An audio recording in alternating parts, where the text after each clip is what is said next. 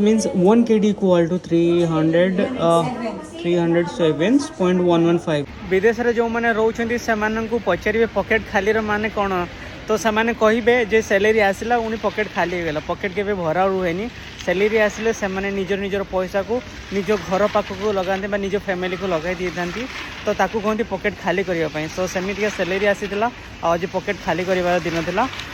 तो मु भी आसी आज सैलरी आम जो दिनार अच्छी ताकू आम इंडियन करेन्सी रे बठेबा पई तो मुझे आपन को देखी जे केमी आम कुवैत दिनार को इंडियन करेन्सी रे ट्रांसफर कर पठे था बा इंडिया को ट्रांसफर कर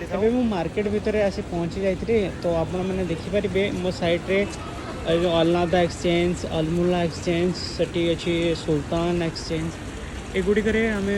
जो आमर इंडियन करेन्सी अच्छी आम ट्रांसफर कर इंडिया को means 1 kd equal to 307.115 and how many charges you are taking mother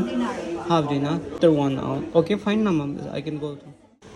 यहाँ पर से माने मोर कुवैत रो डॉक्यूमेंट देला परे मो अकाउंट को ट्रांसफर कर दी